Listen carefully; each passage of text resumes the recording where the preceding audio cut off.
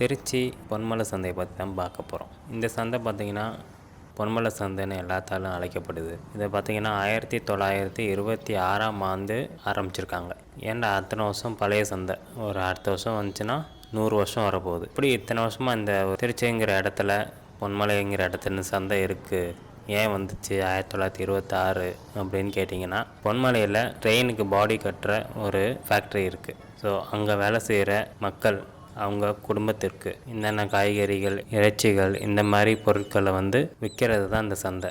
அந்த பொன்மலையில் தான் அந்த சந்தை அமைஞ்சிருக்கு. பொன்மலையில் தான் அந்த ஃபேக்ட்ரியும் இருக்குது. அந்த காலத்தில் பார்த்திங்கன்னா இந்த சந்தை வெறும் காய்கறி மட்டும் தான் விற்றுட்டு இருந்தாங்க. காலப்போக்கில் பாப்புலேஷன் இன்க்ரீஸ் ஆனதில் நம்ம தேவைக்கு நிறைய பொருட்கள் வந்ததுனால பலவிதமான பொருட்கள் இந்த சந்தையிலையும் விற்க ஆரம்பித்தாங்க. சொல்லப்போனால் பொன்மலை சந்தை போனீங்கன்னா நீங்கள் அழகான ஒரு கலர் மீன் வாங்கலாம், வளர்க்குற மீன் தொட்டி வாங்கலாம், விதவிதமான நாய்க்கள், கோழி, சண்டை கோழி, வளர்க்குற கோழி, கின்னி கோழி, கருப்பு கோழி, இது மாதிரி எல்லா வகையான கோழிகளும் வாங்கலாம். சிக்கன், மட்டன், ஃபிஷ், நண்டு, வளர்க்குற மீன், சாப்பிட்ற மீன், இது மாதிரி பல விதமான பொருட்கள் அங்கே விற்கிறாங்க.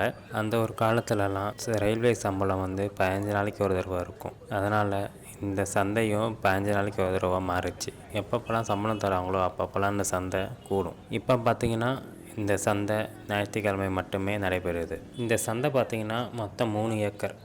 அதில் சிக்கன் தனியாக, மட்டன் தனியாக, அந்த கடைலாம் தனியாக இருக்கும். வீட்டுக்கு தேவையான பொருட்களோட கடைலாம் தனியாக இருக்கும். துணிக்கடைலாம் தனியாக இருக்கும். சின்ன பசங்க விளையாடுற ராட்டனம் அதெல்லாம் தனியாக இருக்கும். வளர்க்குற மீன் தனியாக இருக்கும். அதுக்குன்னு தனித்தனி இடத்துல வச்சு அவங்க ரொம்ப அழகாக இந்த சந்தையை நடத்திட்டு வராங்க. சந்தை அன்னைக்குன்னு பார்த்திங்கன்னா 30,000 பேர் குறைஞ்சது இந்த சந்தைக்கு வந்துட்டு போகிறாங்க ஒரு ஞாயிற்றுக்கிழமையும். இந்த சந்தையோட இன்னொன்று சிறப்பு என்னென்னு பார்த்திங்கன்னா, இந்த சந்தையில் நீங்கள் கடை போட எந்த ஒரு கட்டணமும் செலுத்த தேவையில்லை. மற்ற சந்தை எல்லாமே வசூல் பண்ணுவாங்க, கடை வாடகை வசூல் பண்ணுவாங்க. ஆனால் இந்த சந்தையில் அந்த பழக்கமே இல்லை.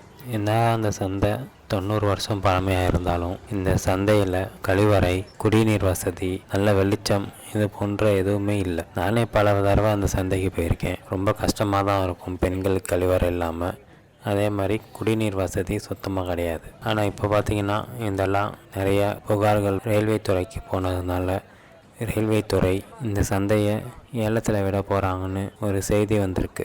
அதனால் இந்த ஏலத்தில் விட்டு ஒரு குறிப்பிட்ட தொகை வசூலித்தாலும் பரவாயில்ல, இந்த சந்தையை நல்லா பராமரித்து வர மக்களுக்கு தேவையான குடிநீர், கழிவறை போன்ற வசதிகள் செய்து தரணும். இதுதான் அங்கே கடை வச்சிருக்கவங்களோட மனநிலையும், வாரம் வாரம் சந்தைக்கு வந்துட்டு போகிற மக்களின் மனநிலையும். நன்றி, வணக்கம்.